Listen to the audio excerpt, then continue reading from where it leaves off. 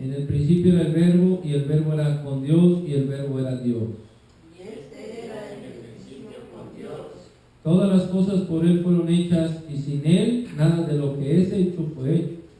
En él estaba la vida, y la vida era la luz de los hombres. Y la luz en las tinieblas resplandece, mas las tinieblas no la comprendieron. Amén. Siempre, mis hermanos. Bueno, pues son aproximadamente 45 minutos los que invertimos, ¿verdad?, cada semana. Y en este estudio bíblico, hermanos, vamos a hablar de estos versículos como introduciendo el libro de San Juan, y se llama la palabra divina. La palabra divina. ¿Qué entendemos con esto, hermanos? Bueno, algunos datos, ¿verdad?, del libro de San Juan. No sé si ustedes, algunos de ustedes sepan algunos datos o no de San Juan. Como el autor del Evangelio, ¿verdad?, Juan no es mencionado en este libro. Dice el Evangelio según San Juan, pero en los 21 capítulos en ninguna parte se menciona el nombre o Juan por nombre. Como en los otros evangelios, en Mateo, Marcos y Lucas, ahí sí se menciona por nombre al apóstol San Juan, pero en San Juan no se menciona por nombre. San Juan se da a conocer él mismo como el discípulo al cual amaba Jesús. Cuando él se refiere a sí mismo, usted lee San Juan y va a encontrar, dice, este es el discípulo al cual amaba Jesús, pero nunca dice su nombre. Juan, hermanos, hermano de Jacobo. Recuerden que había dos discípulos hermanos, que eran Juan y Jacobo, hijos de Zebedeo.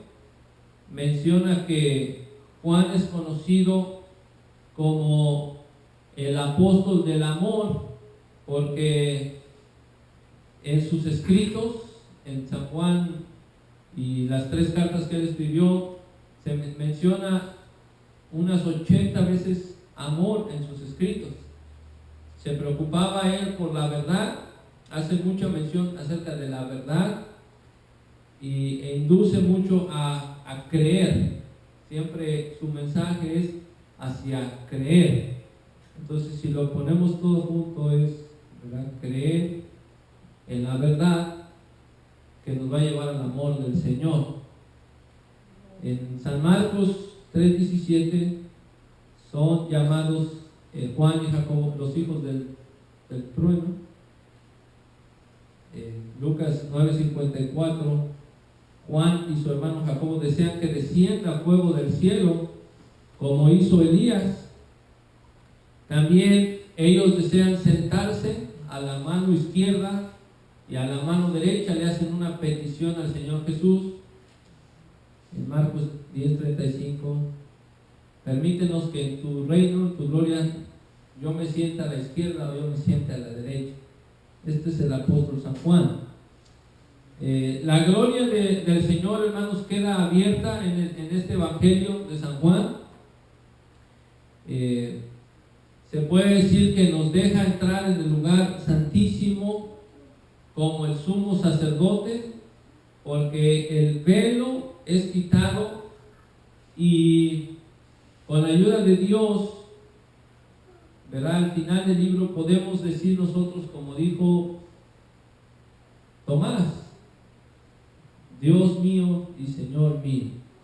Esta es la confesión que todo cristiano y ese es el deseo, ¿verdad?, la invitación a todo cristiano que haga al Señor Jesús, que lo reconozca como su Señor y como su Dios. Aunque Tomás fue incrédulo, pero al final dijo: Señor mío, Dios mío. El mensaje de San Juan, hermanos, principalmente es: Dios se hizo carne. quiere decir que el Creador se convirtió en parte de su creación,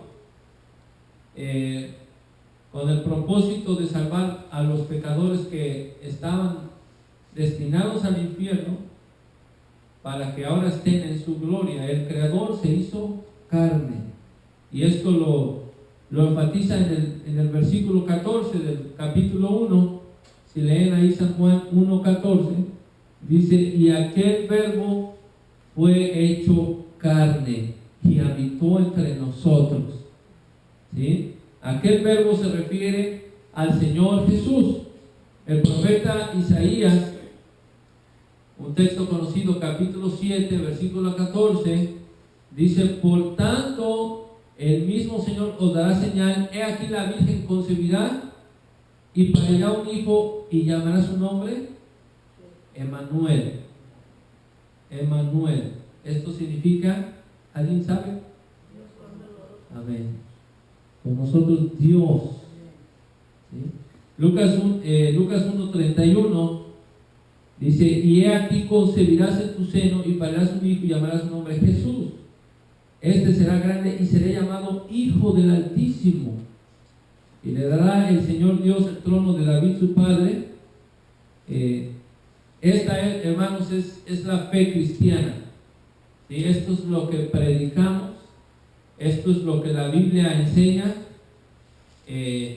Dios hecho carne, el Señor Jesús. ¿Sí? Los 4 evangelios cuentan la historia del Señor Jesús. 3 de ellos, que es San Mateo, San Marcos y San Lucas, nos cuentan el nacimiento y los hechos del Señor Jesús en su vida, los hechos terrenos, ¿verdad? Cuentan las experiencias, las enseñanzas, cuentan las parábolas, se enfatizan más en mucho de lo que el Señor Jesús hizo terrenamente. Muchos los conocen como los evangelios sinópticos, por la sinopsis, la historia que dan acerca de la vida del Señor Jesús. Pero Juan se enfatiza más en la historia celestial, la historia, una vista sobrenatural o supernatural de Jesucristo. Por eso este evangelio, según San Juan, o el evangelio según San Juan, lo hace único, hermanos, porque el 90% de este libro no está en Mateo, ni en San Marcos, ni en San Lucas. Solamente el 10% de las historias que usted lee en San Juan las va a encontrar en Mateo, Marcos o Lucas, pero el 90% del libro no las encuentra usted en los otros 3 evangelios. En Juan no hay la historia del nacimiento de Jesús, no dice nada acerca del nacimiento de Cristo, no dice nada acerca de su bautismo de Jesús, no cuenta la tentación de Jesús, no cuenta la transfiguración de Jesús, no cuenta sus viajes, su agonía, no dice su ascensión a los cielos, ¿verdad? Juan tiene una vista, hermano, más celestial, de la manera que cuenta acerca del Señor Jesucristo, ¿verdad? Su propósito es convencer al pecador de la verdadera deidad de Jesucristo, de la persona de Cristo. ¿Sí? Si ustedes leen Juan 20:31, a ver, ayúdenos a leer. Están aquí. Ahí está el propósito del libro de San Juan. ¿Sí traen Biblia? Bien. Amén.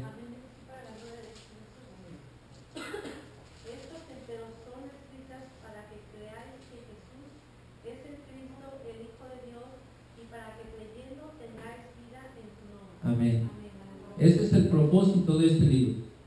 ¿Sí? Es el propósito de la Biblia entera, pero Juan enfatiza, dice: Jesús hizo muchas cosas que si se escribieran en libros, ni aún en el mundo, ¿verdad?, habría espacio para tantos libros. queriendo decir que Jesús hizo muchas cosas. Dice, pero estas que han sido escritas, y ahí nos dice, ¿para qué fueron escritas? Para que crean que Jesús es el Cristo. Para que crean que Jesús es el Hijo de Dios.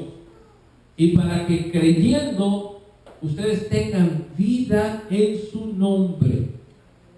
¿Sí? Es un libro evangelístico. Para ser salvo, debes de creer. ¿Y en quién debes de creer? En el Señor Jesús. Es el mensaje que todos debemos escuchar, hermano. Es el mensaje que cada oído de los seres humanos debe de escuchar. Que Jesús es el Cristo. Ese es el mensaje. Que Jesús es el Hijo de Dios. Y después el hombre debe de creer esto. Desde su juventud, desde cuando lo llame Dios, debe de creer eso en su corazón y entonces ser salvo. ¿Sí? Por eso dice, para que tengáis vida eterna, debes de creer en el verdadero.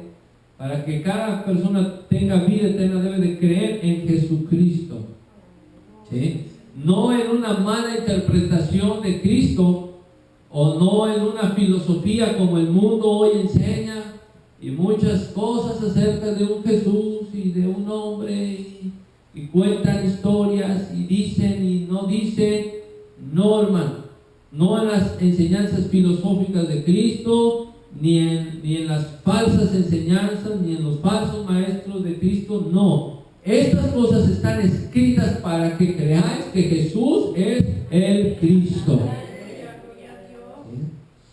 Son 21 capítulos, hermanos, demostrando que Jesús es Dios. Es 100% Dios y 100% hombre. Ese es el punto de Juan. Es lo que quiere enfatizar. Juan es el escritor, como decíamos, de 3 cartas. Primera, segunda y tercera de San Juan. Y después se le dio la revelación del Apocalipsis. Pero aquí nos muestra el camino hacia el Señor Jesús. Pero muchas gentes quieren hablar de Jesús, pero sin revelar quién es realmente. Por ejemplo, los mormones. ¿Usted ha oído hablar de los mormones? Mormonismo. Bueno, fíjense la historia que cuentan de Jesús.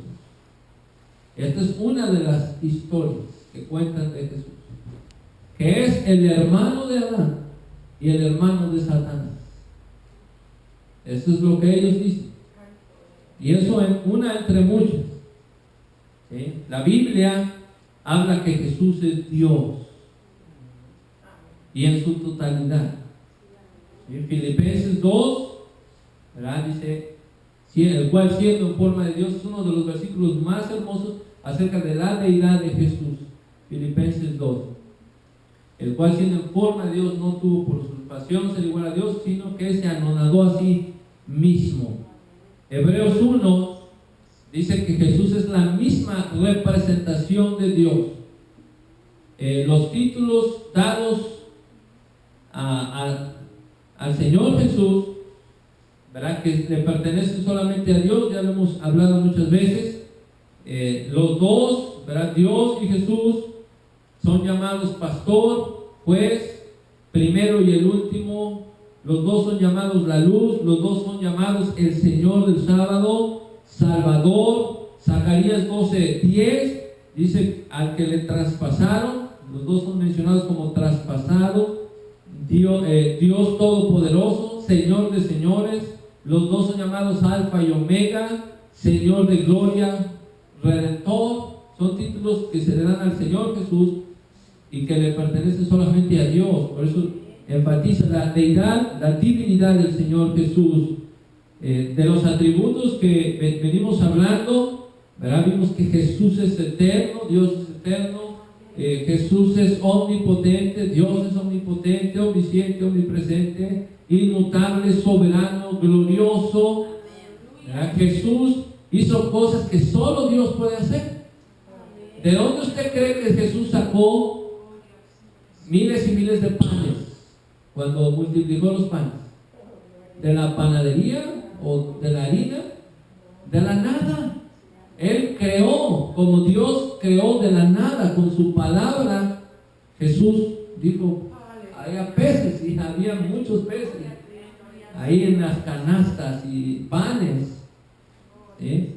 ¿De dónde creen que Jesús le dio vida a Lázaro? Dios da vida a los muertos. Jesús puede hacer lo mismo. ¿Sí? Venció en las tinieblas con la luz.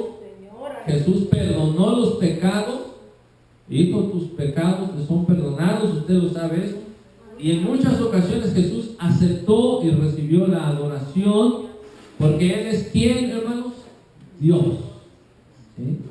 Entonces, la declaración más precisa de la encarnación de Jesús está en San Juan 1:14. Y aquel verbo fue hecho carne y habitó entre nosotros. Es una declaración, hermanos, una afirmación. ¿Sí? A cualquier persona que a usted le venga con un cuento de que Jesús es menos que Dios o es otra cosa, llévelo ahí. Y aquel verbo fue hecho carne. Un ser humano totalmente. ¿Verdad? Quiere decir, aquella palabra, ¿verdad? Que esa palabra, ¿quién es? Jesús. Se hizo carne. El Dios infinito entró en el tiempo y se hizo finito. El eterno Dios entra en el tiempo. El Dios invisible se hace visible en Jesús. ¿Sí? Ahora Juan nos da explicaciones. Usa el versículo 1 y el versículo 14, el término verbo o palabra, porque identifica a Cristo en el lado supernatural. ¿Sí? Este término es importante, aquel verbo. Bueno, el Antiguo Testamento siempre se refería a Dios así, hermanos. El término la palabra de Dios, ¿verdad? Aparece en todo el Antiguo Testamento, en toda la Biblia. ¿Sí? ¿Recuerdan ustedes Génesis 1:3? Y dijo Dios su palabra, y dijo. ¿Sí? ¿Y qué dijo? Sea la luz. Los profetas decían, así ha dicho Jehová, y fue a mí palabra de Jehová. ¿Sí? La palabra de Dios. Entonces, en Hebreos 1 dice 1:1, a ver si lo leen. ¿Quién nos ayuda a leer? Hebreos 1:1. Amén.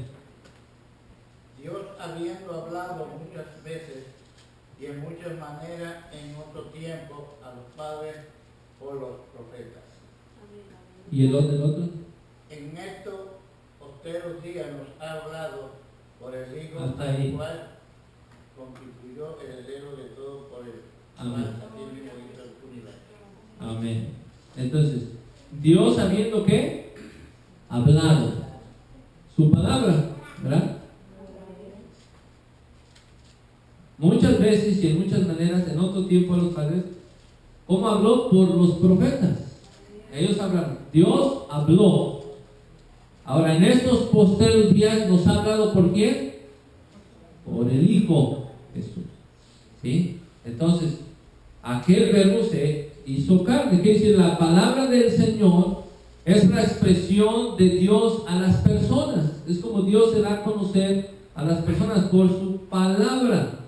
¿Verdad? Si quieres tú oír a Dios, lee el Antiguo Testamento, porque Dios habló a los profetas. Ahora en el Nuevo Testamento Dios habló completamente, claramente en Cristo. Juan nos dice que Jesús es la encarnación de Dios. Y aquel verbo fue hecho carne. Siempre que dijo Dios, y así dijo Jehová. Y Esta es la palabra de Jehová. Aquel verbo, aquella palabra se hizo carne. Sí, Dios habla en Cristo, hermanos. El verbo fue hecho carne, quiere decir que el ser divino e inmutable fue hecho carne al nacer, al crecer, ¿verdad? Al tomar estatura, al tener conocimiento, pero hecho carne. No, hermanos, fue una visión, no fue un fantasma, no fue una apariencia o una ilusión, sino que fue hecho carne. ¿Sí? Filipenses 2:7 dice: tomó forma de siervo semejante a los hombres. Hebreos 2:14 dice que Él participó de carne y de sangre. Durante 33 años, la plenitud de la divinidad habitó corporalmente en Jesús. Colosenses 2:9.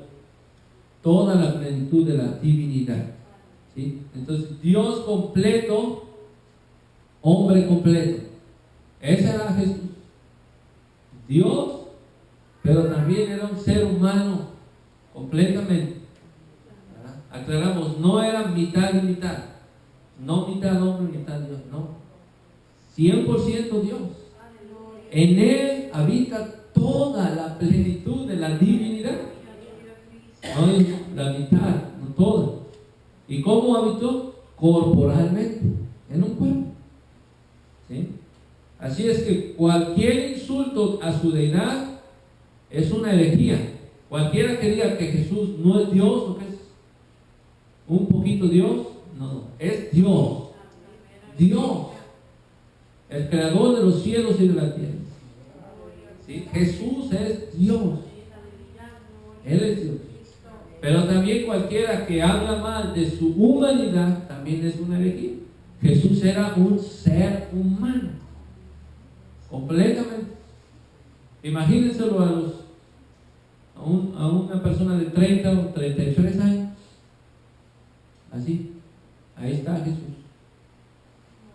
¿Sí?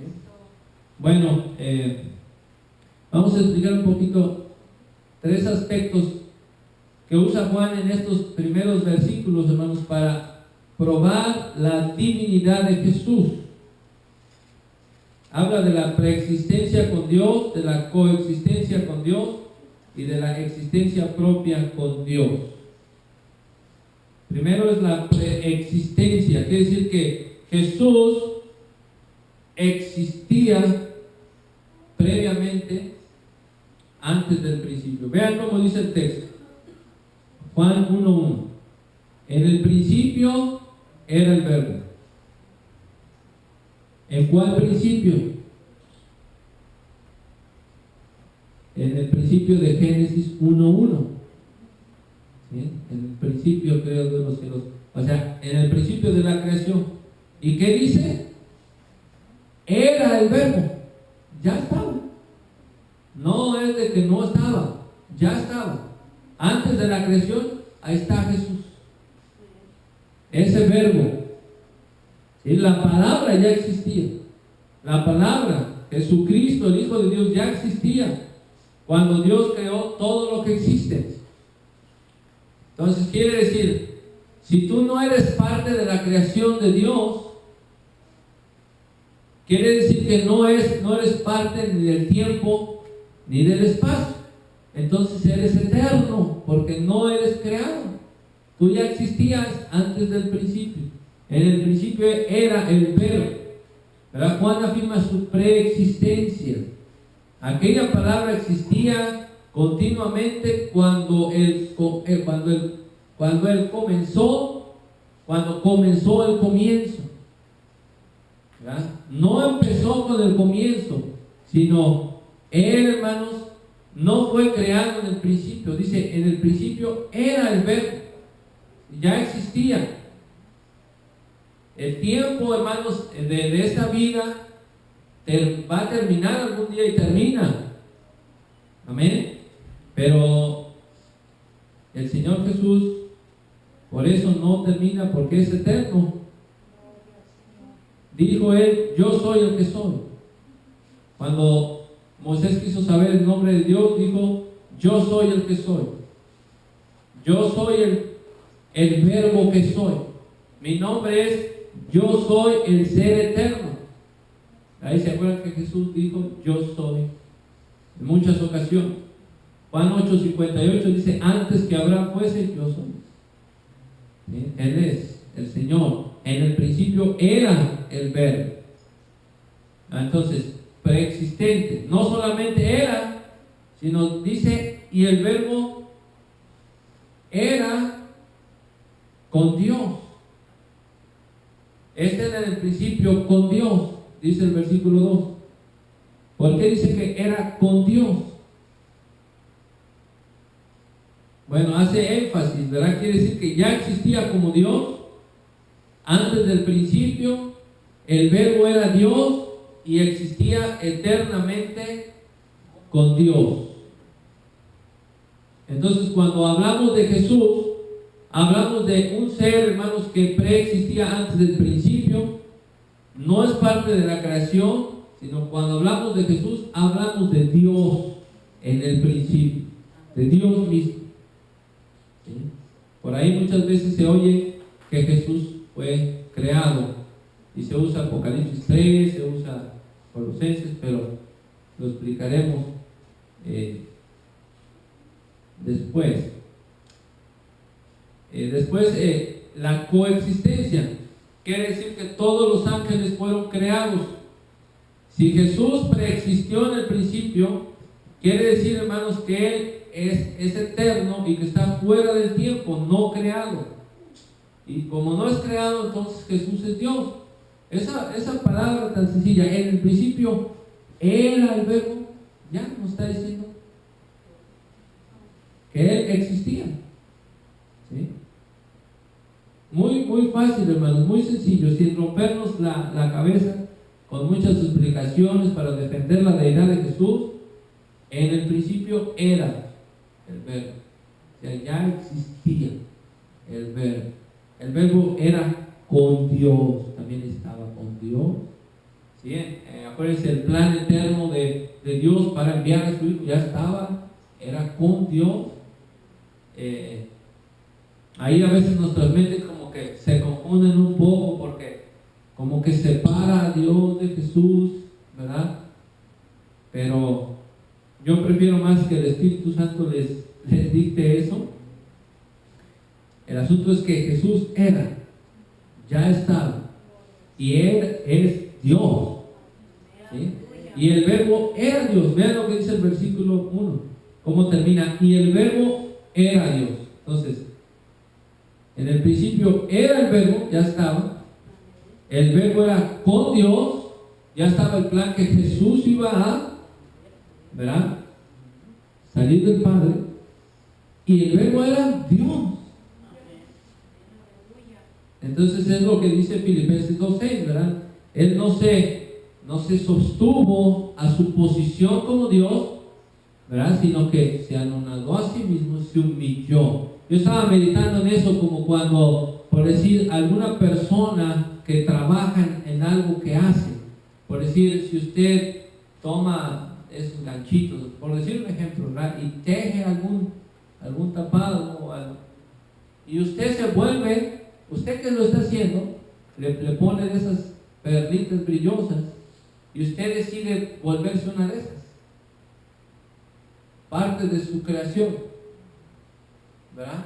Como que sería algo muy humillante para usted, ¿verdad? Decir, yo lo estoy haciendo y quisiera que todos admiraran lo que estoy haciendo y me dieran la gloria, pues, en cierta manera, por lo que yo estoy haciendo, ¿verdad? Pero no, yo me convierto en parte de mi creación. Algo así más o menos. Dios, ¿verdad?, hizo todas las cosas y Jesús decide hacerse parte de su creación. Eso es humillante, hermanos. Esa es la humildad de Dios. Y no solamente parte de su creación, por decir, el que edificó este templo, ¿verdad?, que pudiera y decir, bueno, yo me voy a hacer parte de este templo, pero me voy a hacer esto, ¿verdad?, lo principal. Y no, decide hacerse una piedra ahí que nadie quiere, la más insignificante, o un pedazo de pintura. ¿Sí? Prácticamente Jesús, hermanos, se hizo parte de su creación, ¿verdad? El cual, dice Filipenses 2:6, el cual, refiriéndose a Cristo, siendo en forma de Dios, no tuvo por usurpación ser igual a Dios. Juan 17:5 dice: ahora pues, Padre, glorifícame cerca de ti mismo con aquella gloria que tuve cerca de ti. ¿Cuándo? Antes que el mundo fuese. Está hablando de la preexistencia de Dios, ¿sí? Antes que el mundo existiese, hermanos. Entonces, Jesús, hermanos, Juan está enfatizando en la preexistencia de Dios y en la coexistencia que existía con Dios. El versículo 3 dice: todas las cosas por Él fueron hechas, y sin Él nada de lo que es hecho fue hecho. Ahora lea 1 Corintios 8:6. 1 Corintios 8:6 dice: todas las cosas por Él fueron hechas, y sin Él nada de lo que es hecho fue hecho.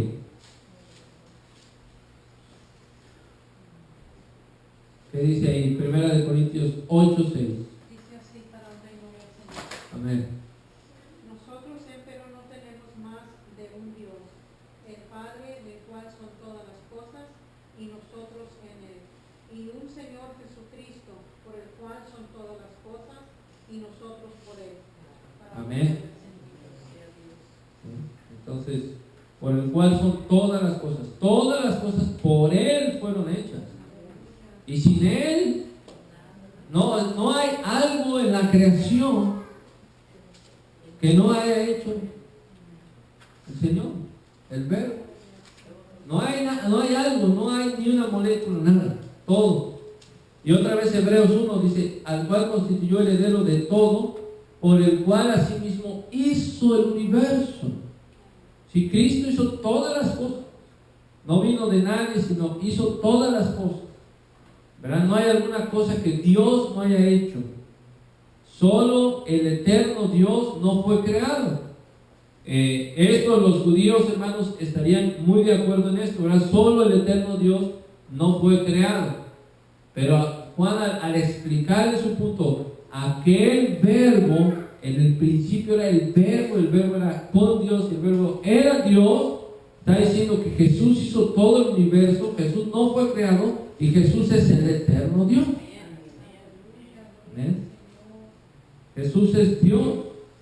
No negamos su deidad, hermanos, como el verbo estaba con Dios. El verbo, Jesús, vino también a ser la luz de los hombres. Entonces, en este contexto, la luz y la vida, en este caso, son lo mismo. La vida y la luz. Si no leemos Juan 8:12, ¿qué dijo? Yo soy la luz del mundo. Amén. Jesús es la fuente de la vida, manifestada al mundo como una luz que brilla en las tinieblas, hermanos. Esto es hermoso, hermanos. Empezar con estos versículos. Fíjense, el versículo 5: y la luz en las tinieblas resplandece. Ahora vamos a entender este texto. Mas las tinieblas no la comprendieron. ¿Usted nunca se ha preguntado qué significa esto? Y la luz en las tinieblas resplandece, mas las tinieblas no la comprendieron. ¿Qué quiere decir eso, hermano? ¿Verdad? La vida vino al mundo, Jesús, y brilló con su luz. Pero ¿qué pasa cuando este lugar está oscuro y se prende la luz? ¿Qué pasa con las tinieblas? No pueden ganarle a la luz. Las tinieblas, por muy tinieblas, aunque haya una luz muy pequeña, la luz va a brillar siempre. Siempre, hermanos, no importa. Esto es un principio eterno, hermoso, hermanos, de la deidad, del poder del Señor Jesús, que dijo: yo soy la luz del mundo, yo soy la vida.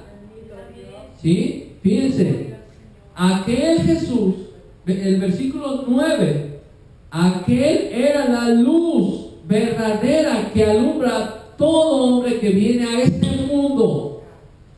Acuérdense, este mundo es pura maldad, ¿verdad? El sistema de Satanás, pues, y no el mundo como planeta Tierra, sino todo hombre que viene a este mundo, ¿verdad? Que viene al pecado.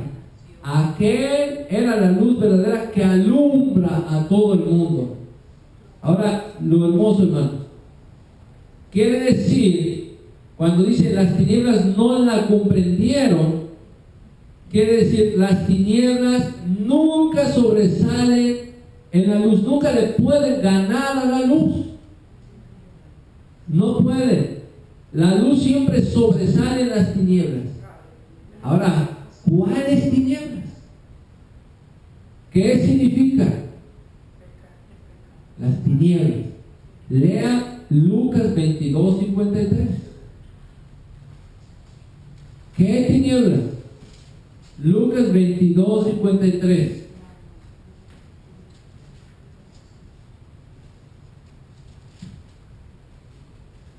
Lean.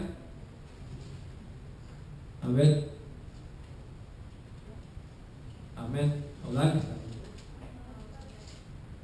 Si quieren va a leer Colosenses 1:13. Amén. Lucas 22:53. Habiendo estado con vosotros cada día en el templo, no extendisteis las manos contra mí, mas esta es vuestra hora y la potestad de las tinieblas. Amén. ¿Sí? Entonces Jesús va ya para ser crucificado y dice: esta es vuestra hora, esta es la potestad, esta es la hora de la potestad de las tinieblas. ¿Qué quiere decir? Este es el momento cuando el infierno va a descargar todo su coraje contra mí, todo lo que tiene contra el Señor, los demonios, el diablo, el reino de las tinieblas. A esas tinieblas se refiere. ¿Sí? Por eso Isaías 9 dice: en las tinieblas la luz resplandeció. El pueblo que estaba sentado en tinieblas vio gran luz. Amén. Vio gran luz. Vino a alumbrar. Jesús, la vida, vino al mundo a alumbrar el camino hacia Dios, el camino hacia la salvación. ¿Y qué hicieron las tinieblas? No pudieron hacer nada, porque la luz brilla. Por eso dice: en él estaba la vida, la vida era la luz de los hombres, y la luz en las tinieblas resplandece. Mas las tinieblas, para que lo entendamos mejor, no pudieron ganarle. Las tinieblas no lo comprendieron, no pudieron ganarle. ¿Sí?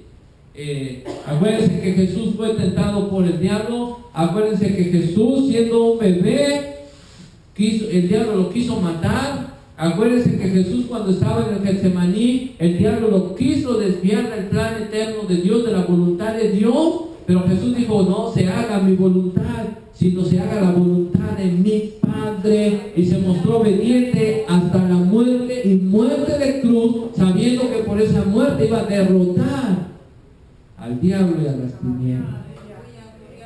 Bendito sea el Señor.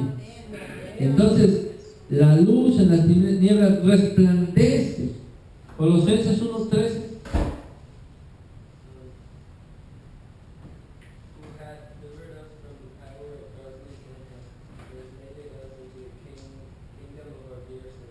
Amén. Y dice que nos ha librado de la potestad de las tinieblas y nos ha trasladado al reino de su amado Hijo. Bendito sea el Señor. ¿Sí? Entonces, para terminar, hermanos, dice 2 de Pedro 1:19 que por alguna razón, esta es la segunda o tercera vez que en un periodo de una semana y media venimos a este texto. Tenemos también la palabra profética. ¿De qué estamos hablando? De la palabra de vida. Y fíjense lo que dice, tenemos también la palabra profética más permanente, a la cual hacéis bien de estar atentos como a una antorcha que alumbra en un lugar oscuro, hasta que el día esclarezca y el lucero de la mañana salga en vuestros corazones.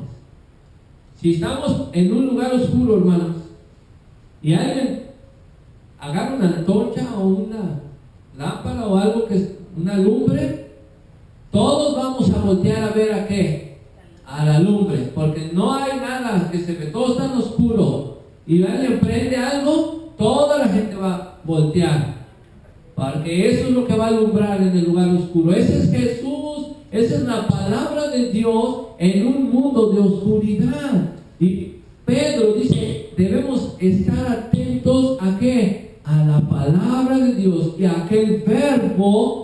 Esa palabra fue hecho carne y habitó entre nosotros y vimos su gloria. Amén. Entonces, nosotros debemos estar atentos a la palabra de Dios. Quiere decir, siempre deseosos de escuchar la palabra de Dios, siempre deseosos de leer la palabra de Dios, siempre deseosos de escudriñar la palabra de Dios. ¿Hasta qué? Hasta que el día esclarezca y el lucero de la mañana salga en vuestros corazones. Bendito sea el Señor, hermanos. Ese es el verbo de vida. Esa es la palabra de vida, hermanos, que se nos muestra aquí en San Juan. Y por último vamos a leer San Juan 8:24. Se los voy a leer yo. Dice, por eso os dije que moriréis en vuestros pecados, porque si no creyeres que yo soy, en vuestros pecados moriréis. Entonces, esa vida vino al mundo, brilló, y debemos de creer nosotros que Él es ese verbo que era en el principio con Dios y era Dios, y que Jesús es Dios. Ese es el mensaje de Juan. Ese es el mensaje, hermanos, que predicamos. Ese es el mensaje que todos debemos de oír, y ese es el mensaje que debe de nacer y esclarecer en nuestros corazones, para que creamos que Jesús es el Cristo y que Jesús es el Hijo de Dios. Eso es lo que va a convertir al hombre más pecador. Eso es lo que va a convertir a la persona más malvada del universo, que oiga que Jesús es el Cristo, y esa luz va a alumbrar, hermano. ¿Cómo? No sabemos, pero la palabra de Dios es viva y eficaz, y no necesita estrategias, no necesita ayuda, necesita que se predique, y ella hace todo. La palabra de Dios hace todo lo demás, convierte a los hombres en pecadores. Por eso vino Jesús al mundo, para que fuera Él predicado en el mundo.